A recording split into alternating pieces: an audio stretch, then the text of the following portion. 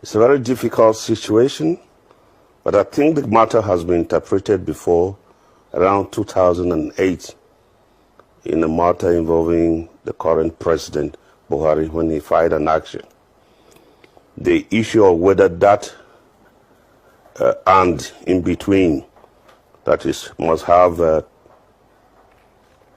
25% in two states and the Federal Capital Territory. I think the pronouncement then was that the and is conjunctively. That was the interpretation then. But you know, it's about 14 years ago. It's enough time, maybe. The Supreme Court may have another look on it. But as of now, that is the interpretation the Supreme Court gave in 2008. I don't want to go into details because the matter is now sub judice. About some states have already filed an action to challenge the legality of the election. So I am confining myself to what was the interpretation of the Supreme Court in Buhari's case in 2008. Okay, the interpretation simply was that. Sorry to interrupt you. I just wanted to get some clarification, which I'm sure is what you're saying right now. So please proceed. Yeah, that's what I'm saying. I'm saying I cannot go deep into the matter because already actions have been filed at the Supreme Court. And I'm just giving you an instance where there was an interpretation by the Supreme Court of that provision or a similar provision. The interpretation was that and federal capital should be construed conjunctively. In other words, it means you must get the 2 days, the 25% in 2 days, and also you must get 25% in the Federal Capital Territory. If you go by the interpretation of the Supreme Court in 2008. Far more important is the provision of section 134, subsection 2B of the Constitution. It is to say, it is to the fact that no presidential candidate can be declared a winner in this election without having 25% in the Federal Capital Territory. That is very important for the whole world to know that tomorrow's election, whenever to be finally declared, apart from having 25% in 24 states of the Federal Republic of Nigeria, the Federal Capital Territory is like a compulsory question. You can answer all that question. But Federal Capital Territory, without having 25%, you go nowhere. This is important. And finally, the broad outline of the 21st century, Dr. Abati, is clear. It offers opportunity for people who can work together. Welcome to my channel, where we discuss everything and all things politics, especially about the 2023 presidential election in Nigeria that was held on February 25, 2023. Now, as the Presidential Petition Tribunal has started sitting, I want to share some of the petitions or some of the demands of Peter Obi, or the grounds in which he filed his petition, which has already been settled by the Supreme Court. And it is very difficult. It is going to be very difficult for the presidential candidate of the APC and the INEC declared president-elect, Asiwaju Bola Tinubu, to be able to extricate himself from the cobweb of this issue, key issue. He cannot be able to extricate himself because these two particular issues have already been settled by the Supreme Court. And what I'm telling you here, you have already seen part of it, where the status of Abuja has been settled. Don't believe anything anybody is telling you outside of what I'm telling you. You know why? Because the man you saw there, Chief Michael Anduaka, was the Attorney General of the Federation and Minister of Justice in 2008 when the matter was brought between General Muhammadu Buhari and President Umaru Musa Yar'Adua. The issue was the status of Abuja is getting 25% compulsory in Abuja. You heard what Andwaka said. You heard him clear, in plain English.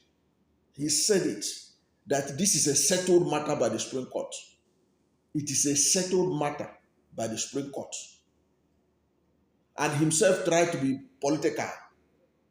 He wanted to be politically correct in answering that question by saying, it is now 14 years. Maybe the Supreme Court will change its mind this time. Why should the Supreme Court change its mind after only 14 years? When we know that Supreme Court rulings of over 50 years ago, 60 years ago, the Supreme Court has still standing on those rules. Why should the Supreme Court change their mind after only 14 years? Because he was saying there that, it's now 14 years. The Supreme Court may decide to change its mind. The Supreme Court has no business changing its mind after only 14 years. What changed that the Supreme Court will change its mind? On what basis would the Supreme Court change its mind from its position in 2008? Just 2008. A child that was born in 2008 is not yet qualified to cast votes in Nigerian election. It is too early for the Supreme Court to manufacture any reason to change that particular ruling they have already given. So Andwaka should do a favor to this country by amplifying his voice on this matter. Because a lot of lawyers are beating about the bush as if they didn't know. Because for Andwaka, who was Attorney General and Minister of Justice in 2008, to tell us that this is a settled matter by the Supreme Court, it is a settled matter. So that ground is enough for the courts to nullify the election. The Supreme Court has settled it. Andwaka said it. Andwaka is not an ordinary person. He's not an ordinary lawyer. He is a senior advocate of Nigeria. But I know that his senior advocate of Nigeria was stripped from him because of some controversy. As a result of Yar'Adua, some of the things that happened during Yar'Adua administration. But he cannot, you can't see him here and you say that he don't know what he's talking about. He is a legal authority and he has said that the Supreme Court has settled this matter. So it used to baffle me when you see people like Femi Falana and all the rest beating about the bush, something that the Supreme Court has already settled, and they want us to go about debating it. The Supreme Court has settled it. And like I said it. And the only thing he's trying to be political is saying maybe they will change their mind. You can see he was saying it's a very difficult situation. Why is it a difficult situation? Maybe he is sympathetic to the APC and his presidential candidate. Because if not, why should he say it's a very difficult situation? It's not a difficult situation. It's the law. If you don't get 25% in Abuja, you can't be declared president. That's the law. There's nothing difficult about it. He says it's a difficult situation. And for those who may not have understood what we're talking about Section 134 of the Constitution of Federal Republic of Nigeria. Section 134, subsection 2B. It gives criteria for you to be declared president-elect or winner of an election. That section said that a candidate for an election to the office of president shall be deemed to have been duly elected where there have been more than 2 candidates for the election. He has the highest number of votes cast at the election. And he has not less than 1/4 of the vote cast at the election, each of at least 2/3 of all the states in the federation. Look at what he said. of the states in the federation and the federal capital territory, Abuja. From this section is telling you that Abuja is different from the state. Say you must get 2/3 of all the states. You must get at least 25% in 2/3 of all the states. All the states, for emphasis, in the federation and the federal capital territory, Abuja. So federal capital territory is different.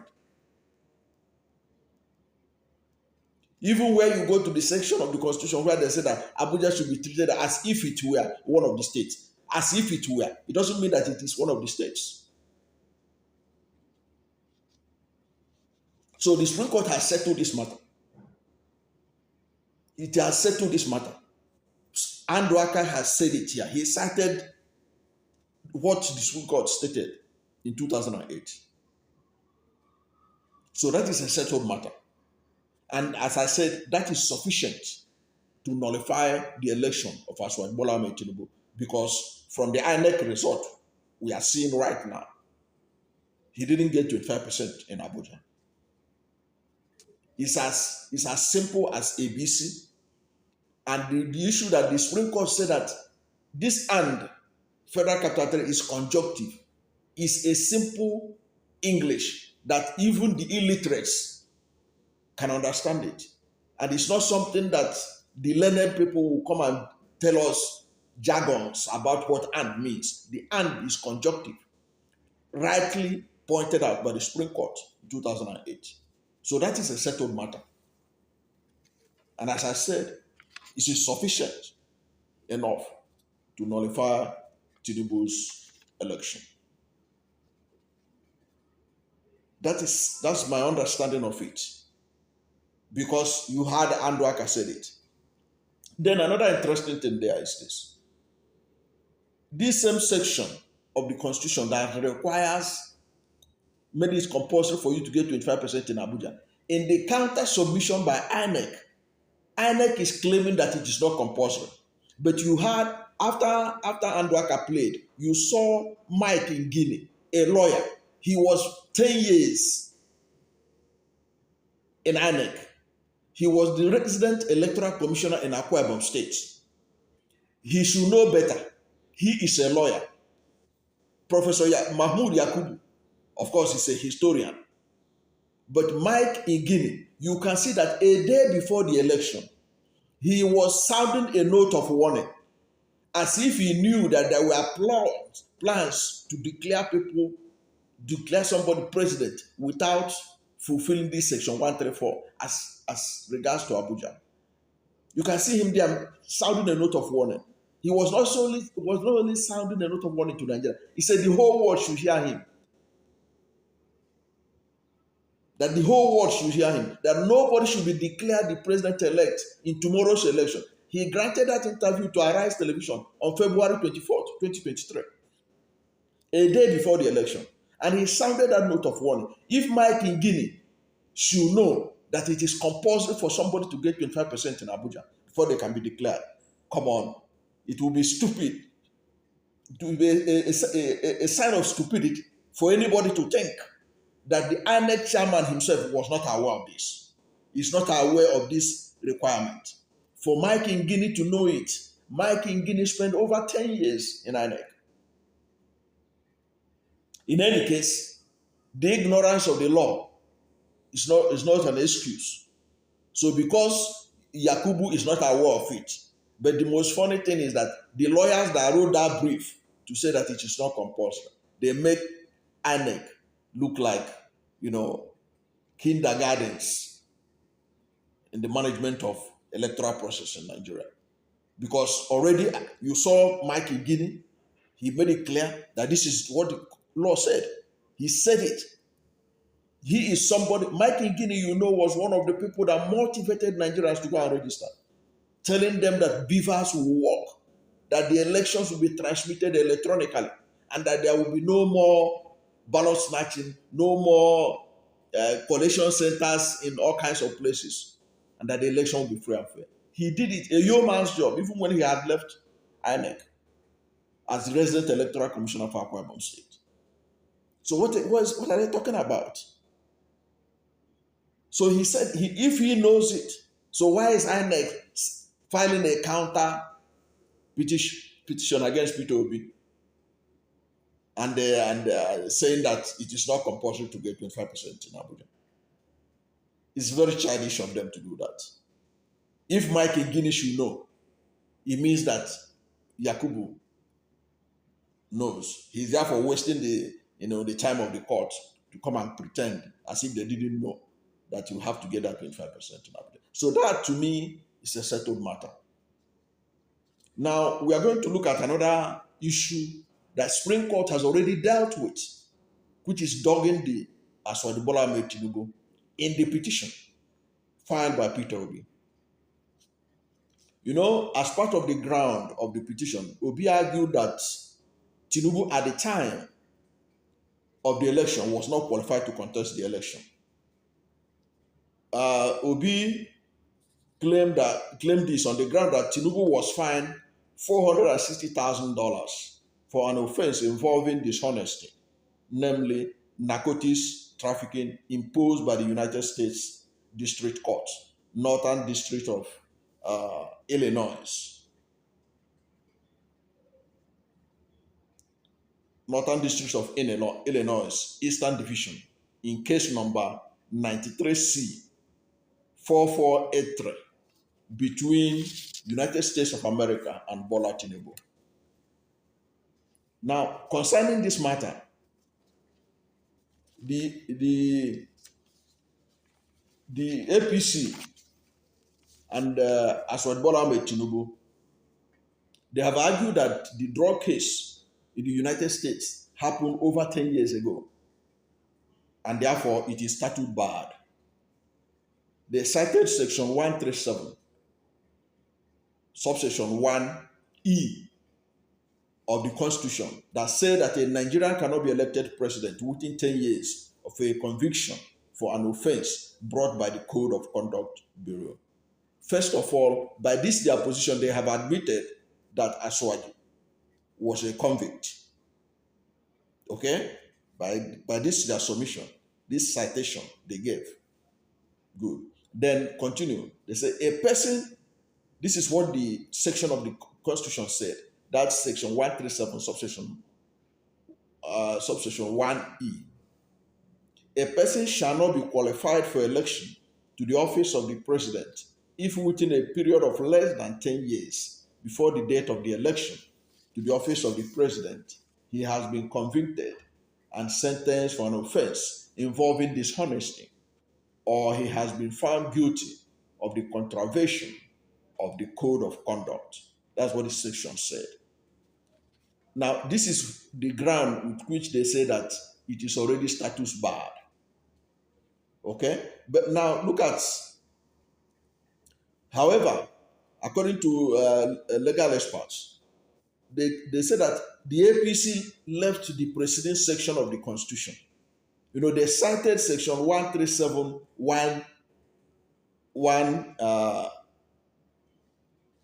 I think it's 1E.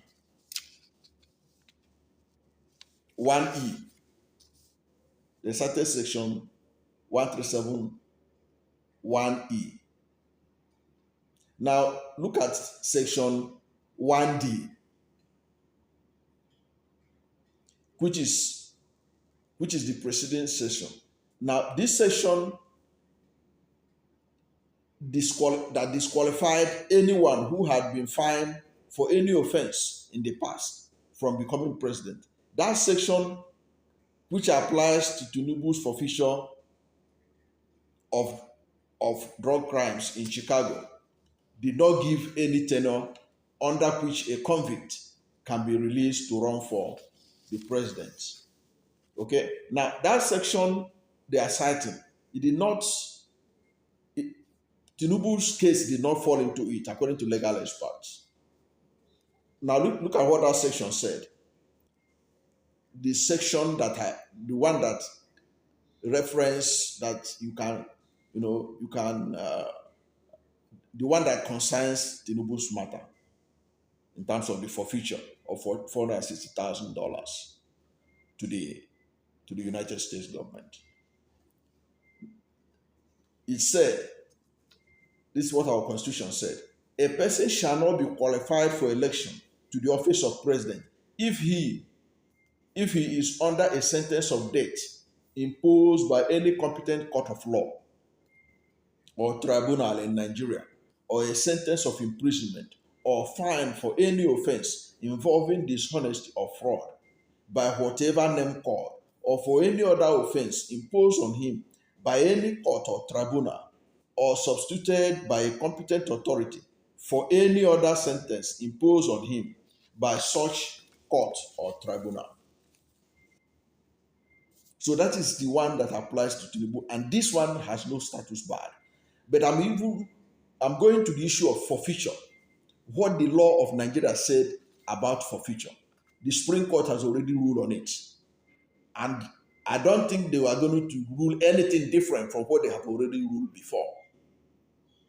So let us see what happened in 2014. This is the position of the Supreme Court on what forfeiture is all about. Because the forfeiture in America is the same thing with the forfeiture in Nigeria. If you have not been convicted, you cannot forfeit. If you are not found guilty of an offense, you cannot forfeit. The same in America, the same in Nigeria. Now, let us look at what the Supreme Court did about forfeiture. How they defined forfeiture in 2014. In 2014, the Supreme Court defined forfeiture as punishment for an offense under Nigerian criminal statutes. So you must have fallen foul of the law and convicted before you can forfeit. So when you forfeit, it is a sign that you have been convicted of wrongdoing. Now, let's go further. I'm now quoting the Supreme Court, what it said. It said, the word forfeiture means the divestiture of property without compensation, the loss of a right, privilege, or property because of a crime. Because of a crime, breach of obligation, or neglect of duty. The court ruled in January 17, 2014 in Mohammed Abacha and the federal government of Nigeria. You know who, okay, let's go further again. It's going on to tell us more about the forfeiture. I'm still quoting the Supreme Court. A person who has forfeited property on the basis of a crime cannot be entitled to indemnity. Forfeiture is a form of punishment. There is no indemnity in our criminal procedure. The court further stated in a majority decision by now Chief Justice of Nigeria, Olukayode Arewola. Olukayode Arewola was the person who defined the meaning of forfeiture. Now, this definition of forfeiture has settled the matter. It means this definition of this forfeiture will not be different from the definition of forfeiture in Asiwaju Bola Tinubu's case. The forfeiture is forfeiture as defined by the Supreme Court. It's an admission that what was committed was an offense. Now it's an offense of dishonesty. That is enough for the election to be nullified by the Supreme Court. That is it. That is the way it is. Well, we are now going to wait for them to see what the Supreme Court is going to, how they are going to define forfeiture now, because Asiwaju Bola Tinubu is involved, or how they are going to interpret the status of Abuja in terms of getting 25%. Now that Asiwaju Bola Tinubu is involved, whether they are going to give a different verdict from what they have given in 2008. So the ball is in the court of the Supreme Court and the courts in general, because I know that, first of all, the Court of First Instance is the Court of Appeal, which they are in now. Whatever outcome that we get from here, we'll move to the Supreme Court. But this is the law. Supreme Court is the highest authority. So even whatever this appeal court does now is still have to go to the Supreme Court. But the Supreme Court is the highest court in the land. They have given their verdict. They have previously given their verdict on forfeiture. And one of the grounds that Peter Obi is seeking disqualification of Asiwaju Bola Tinubu is based on that forfeiture of $460,000 to the United States government. And the fact that Tinubu did not get 25% of the vote cast in the Federal Capital Territory Abuja. Those two grounds, the Supreme Court have dealt with them. Those two grounds are enough for the Supreme Court to nullify the election if they go by their own previous rulings. Thank you for watching this video, and if you are new to my channel, you are not yet subscribed to my channel, please subscribe to my channel, hit the subscription button, hit the notification bell. When you subscribe to my channel and hit the notification bell, anytime I have a new video, you'll be among the first to know. Please don't forget to like this video, because when you like it, Google will rank it high and recommend it for more people. Thank you, and God bless you and yours.